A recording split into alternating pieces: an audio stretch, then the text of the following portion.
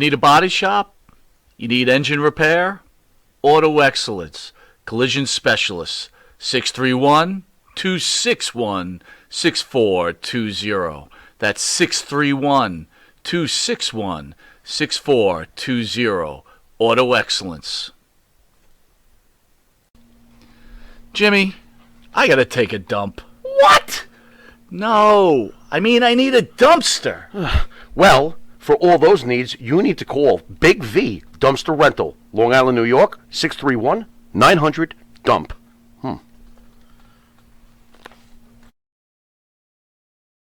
My opinion as a fan, okay? We're not in the industry. We're not experts. I'm giving you a fan's perspective.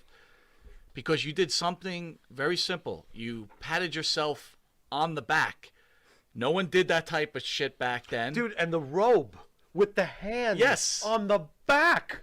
Oh, the vest, right? Sometimes it was, to me, I remember it. Maybe I've Yeah, made it's it a vest, sleeveless vest. but it looks so good, though. I mean, it was like there was something flashy about it. And so my point is, like, dude, what made was it worked. Was the WWE okay with that, or did you say, "Hey, I'm just doing this, and I'm going to put myself over this way"? So worked. So can you talk Well, about that? the deal was, I always portrayed myself as, when I started, I am going to be a wrestling heel. What's a wrestling heel? Well, go watch film of Bob Orton Jr. and Don Morocco. That's a wrestling heel at its finest. Oh, yeah. Now, I could mention others, but they're at the top of my top there. They're at the top of the top.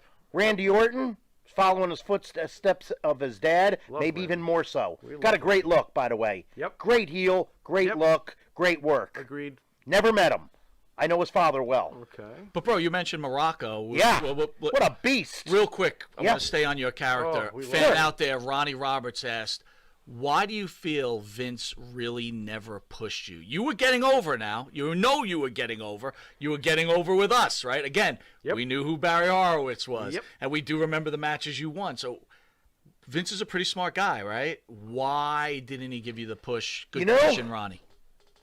I've had that asked between that and the Hall of Fame over the last couple of years, and I really don't have an answer. I mean, I'll give you my answer, but I always just say, I mean, if some fans say that, I go, you need to go ask Vince. I don't know what to tell you.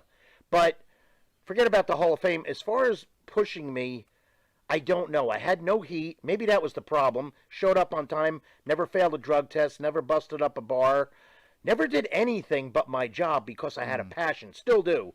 And that was what I wanted to do. I don't know, and I'm not going to do nothing sexually or illegal, so that ain't going to happen with me. So you take me for how I am. Or was I jacked up enough? I'm in shape, but I wasn't jacked. But let me tell you something. You pushed Danny Davis. Nothing against Danny, because I like him, and a great referee. Right. Yeah. So sure. I really, I don't know, but somebody contacted me 2 months ago. Somebody asked Jim Cornette on his podcast about me. And you know what Jim said? And I never thought of this. All these years, you could teach an old dog new tricks. And here was one trick that was taught to me. And I'm not trying to put myself over. Sure. But this is what Jim Cornette said, because I listened to it for 7 minutes. Mm-hmm. And he says, I know Barry, blah, blah, blah. I know Jim from Crockett Promotion. I worked for him for Smoky Mountain. Okay. I brief stint in WWF because he was with Vince and the writers and that goofy Vince Russo. So I didn't get to talk to him and I'm game time. I get there, I get on the plane, I'm ready, I'm in shoot mode. And it worked for me. I liked it. You don't want to be, like Bob Backlund says, you don't want to be over intense, but you don't want to be under. The trick is to keep it in the middle, and guess what? You got to work hard to keep it in the middle. It's hard. Sure. But anyway, getting back to the push, I said, I guess they saw my matches with Skip, and somebody reported it to the agents, and they said, let's try this out. Okay, I'm sorry. Back up the train. We'll go with that. Cornette says, Right. Sorry. He says, Barry was just too good. He showed up on time. He didn't fail no drug tests. He worked his ass off. He was just too good. And they said, why push him? Let's leave him there so he could get over our guys, Bret Hart, Undertaker, and whatnot, and then have a house match. Have this, have that, because I could go either way. I can get in there with Undertaker and put him over and make him look like Dead Man in 2 minutes properly. I don't have an ego problem with that. The guys that do have an ego problem or they can't work. But at the same time, hey, Barry, I need you to go in there with WCW in Fort Myers, Florida on live TV with Disco Inferno. We need to get 13 minutes. You're going to see a hell of a fucking match. Right. Because 13, I'm just getting warmed up. And I would get heat for going too long, but the only reason I didn't get in trouble or fired or fined, because I may have went over by 5, but it was fucking good. Barry, how old are you right now?